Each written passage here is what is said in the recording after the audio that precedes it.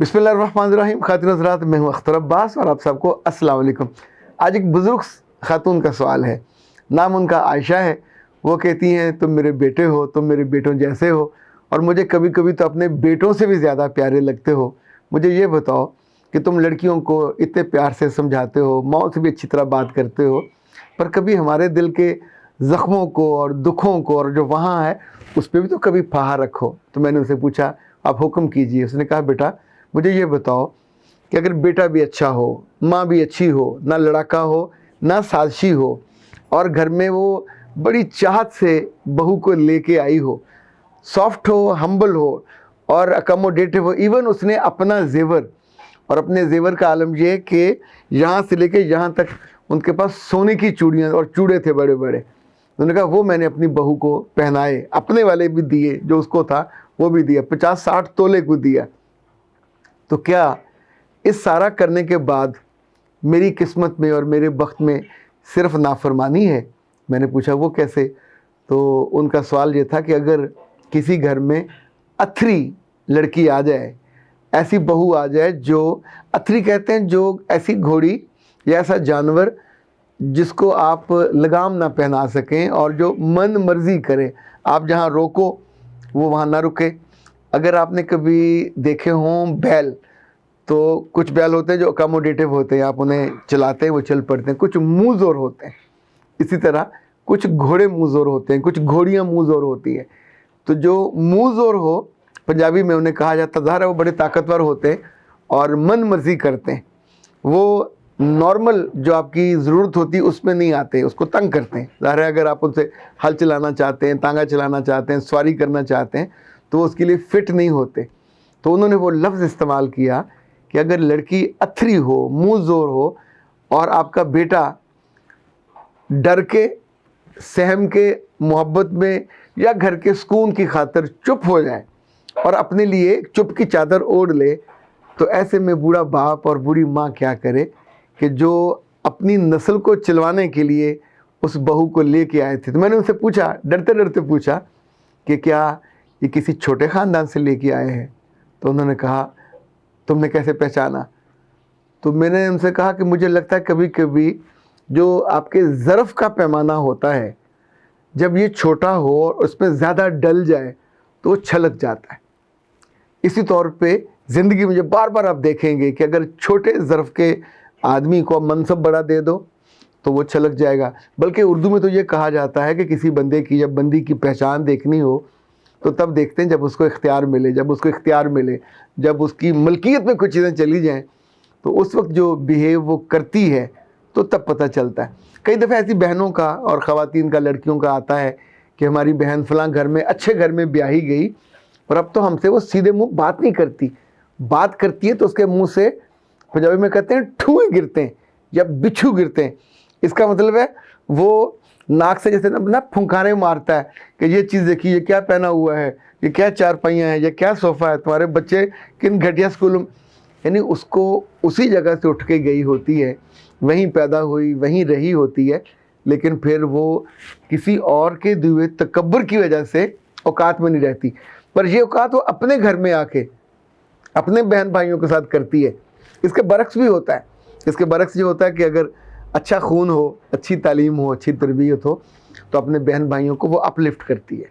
ऐसी बहुत सी लड़कियां मैंने देखी हैं कि अच्छे घरों में, बड़े घरों में ब्याही गई, उन्होंने छोटी बहनों का वहीं उसी लेवल के ख़ानदानों में रिश्ते करवाए, अपने भाइयों को अच्छी नौकरियां दिलवाई और अपने ख़ानदान को अपलिफ्ट किया।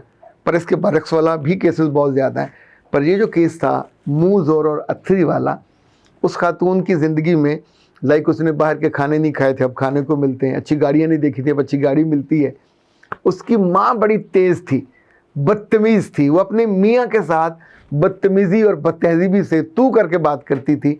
So it was her learning and he is replicating. अब अपने यहाँ आके वो उसी को, हालांकि वो उस कल्चर में था, इस कल्चर में जो उसकी सास है वो तो अपने मियाँ के लिए बहुत हम्बल है, बहुत अकोमोडेटिव है, बहुत लविंग है। यानी अब स्मूथ ज़ोर बहू के आने के बाद भी वो अपने मियाँ का खाना भी बनाती है, नाश्ता भी बनाती है, उसको दबाती भी है, उनके कपड़ों का भी ख्याल रखती है। वो कहती है ये तो उठती नहीं है, नाम रात को कभी मैं कह दूँ कि उठो تو یہ آگے سے بک بک کرتی ہے. سو اب تو یہ ہوتا ہے کہ میرا بیٹا بھی ہمارے ساتھ بیٹھ کے ناشتہ کرتا ہے, اس کا ناشتہ بھی میں بناتی ہوں.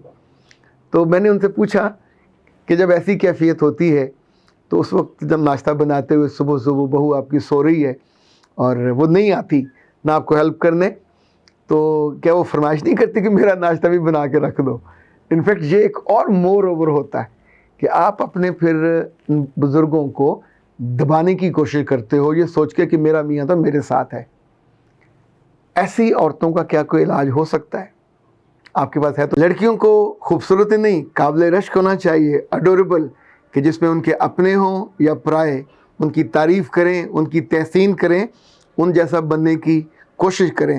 ہم لائے ہیں آپ کے لیے ایک بہت ہی خوبصورت پاکستان کی تاریخ میں پہلا کورس, اڈوریبل گرل. ویسے تو اڈوریبل اس کو کہتے ہیں جس پہ رشک آئے, جس جیسا بننے کی کوشش کی جائے. 3000 سال کی انسانی تاریخ میں عورتوں میں 20 خوبیاں پسند کی گئی ہیں. ان خوبیوں کا ذکر ہے اس کورس میں. یہ 50 گھنٹے کا کورس ہے آن لائن. آپ اپنے موبائل پہ, اپنے لیپ ٹاپ پہ گھر بیٹھے صبح دوپہر شام کسی وقت بھی کر سکتے ہیں. آپ کی بیٹی کی, آپ کی بہن کی, ایون آپ کی بیوی کی کوئی بھی عمر ہو, آپ اس عمر میں اس کی تعلیم اور تربیت, حسن اور خوبصورتی ڈھل جاتا ہے. پر یہ تعلیم اور تربیت ہے یہ آپ کو اڈوریبل بناتی ہے. اور اس معاملے میں یہ کورس ہمیشہ آپ کے ساتھ رہے گا. آپ نے اپنا نام, ای میل اور واٹس ایپ نمبر ہم کو بھیجنا ہے اور آپ کو جواباً ملے گا یوزر نیم, پاسورڈ. خاتون حضرات, کچھ مسائل کا, کچھ بیماریوں کا شاید فوری حل نہیں ہوتا, کوئی انجیکشن نہیں بنا ہوا. یعنی اب تک میں نے کوئی ایسا انجیکشن نہیں دیکھا کہ کسی سست, کاہل, اتھری, بدتمیز, بد تہذیب لڑکی کا کوئی ایسا انجیکشن بنا ہو, ایسی کوئی ڈوز دے دی جائے کہ وہ ٹھیک ہو جائے. پر نہیں, اتنی مایوسی والی بات بھی نہیں ہے.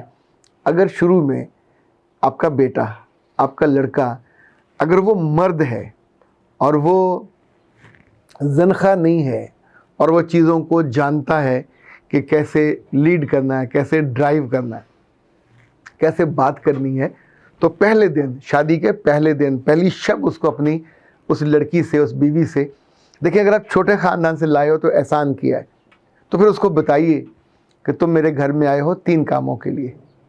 میں تم سے محبت کروں گا, تمہاری عزت بھی کروں گا, تمہاری ضرورتیں بھی پوری کروں گا, تمہارے خاندان سے ہم اوپر تم کو لے آئے ہیں.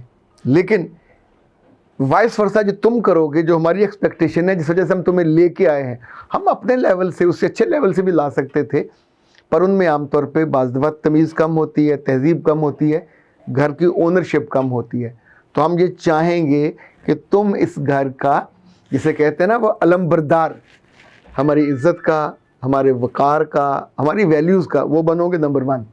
2, تم میرے بچوں کی پیدائش کی ذمہ دار ہوگی, اس کو لے کے چلو. یہ نہیں کہو گے کہ جی میرا بدن خراب ہو جائے گا اور میں نہیں کرنا چاہتی, اور یہ وہ, ظاہر یہ بنیادی ذمہ داری ہے. 3, میرے ماں اور باپ میری ذمہ داری ہے, میری محبت ہے, میری چوائس ہے, میری ترجیح ہے. دیکھیں ساری عمر ہم کبھی ماں باپ کے اینگل سے نہیں سوچ پاتے, ہم عام طور پر لڑکیوں کے اینگل سے دیکھتے ہیں, اور جیسے جو شکایت لے کے آپ اس کے اینگل سے اس وقت عام طور پہ دیکھنے لگ جاتے ہو. پر سچ کا اور حق کا رویہ تو یہی ہے کہ اس لمحے آپ کو اس کو دیکھنا چاہیے کہ جو لے کے آئے ہیں ان کی ترجیح کیا ہے, ان کا گھر اچھا چلے, ان کے بیٹے کو خوشی ملے, اور ان کی عزت ہو, ان کا اکرام ہو, ان کا بڑھاپا سیف ہو. جو لڑکی گھر بسانا نہیں چاہتی تو اس کو اپنے شوہر کے ساتھ لڑنا چاہیے, اپنے ساس اور سسر کے ساتھ بالکل نہیں بنانی چاہیے, ان کے ساتھ بدتمیزی اور بد تہذیبی کا رویہ اختیار کرنا چاہیے, اور گھر کو گندا بھی رکھنا چاہیے, خود بھی گندی مندی رہ کے سوئی پڑی رہے. اس کے بعد جو کام آسان ہوگا, ہر اتھری لڑکی اتھری گھوڑی کی طرح اس کو باندھ دیا جاتا ہے پاؤں میں, اس کے دونوں طرف رسے باندھ کے, اور پھر اس کو سکھایا جاتا ہے. بعض دفعہ اس پہ وہ چھانٹے بھی استعمال کیے جاتے ہیں, سختی بھی ہوتی ہے. بالآخر اتھری چیزوں کو نارملائز کرنے کا گوربند صاحب نے سیکھ لیا ہوا ہے, اس کو ٹیم کر کے پالتو کیا جاتا ہے. یہاں ایک جو بڑا کیپسول ہوتا ہے, جو بڑا انجیکشن ہوتا ہے, وہ یہ ہوتا ہے کہ پھر اس گھر میں اس کو رکھا نہیں جا سکتا. وہ ڈیورس لے, اس گھر سے نکالی جائے, وہ اپنی بے عزتی کے ساتھ جائے, یہ ساری صورتیں ممکن ہوتی ہیں. اور لوگ ان کو اختیار کرتے ہیں، اس موقع پہ یہ واپس جا کے اپنے گھر والوں کا بھی نیچا سر کرتی ہیں، خود بھی ڈیفینسو ہوتی ہیں۔ اب آپ ساس سسر پہ اور میاں پہ الزام لگاؤ گے کہ وہ مجھ سے یہ چاہتے تھے کہ گھر گندا نہ رکھو، کپڑے گندے نہ رکھو، بدن گندا نہ رکھو، اور یہ نہ کرو۔ میں آگے سے بولتی تھی اور میرے بولنے پہ آگے سے وہ پھر بڑبڑ کرتے تھے اور مجھے ڈانٹتے تھے۔ کتنا ظلم تھا، کتنا ظالم یہ معاشرہ ہے۔ تو پھر ظاہر اس طرح کی کہانیاں بنتی ہیں، لیکن مجھے لگتا ہے کبھی کبھی یہ جو بڑی عمر کی ہماری محترم خواتین ہیں، ہماری مائیں ہیں، ماؤں جیسی خواتین ہیں، ان کا نقطہ نگاہ بھی تو سننا چاہیے، ان کے نقطہ نگاہ کو بھی تو دیکھنا چاہیے کہ ان کے گھر کی دولت، ان کے گھر کی عزت اور ان کے گھر کی سہولت وہ اسی کو آگے لے کے، اسی لیگیسی کو آگے لے کے جانے کے لیے ایک لڑکی کو لے کے آئے ہیں اور وہ اس کو کیری نہیں کر رہی، تو پھر قصوروار کون ہے؟ ضرور بتائیے گا۔ اختر عباس کو اجازت دیجیے۔ السلام علیکم۔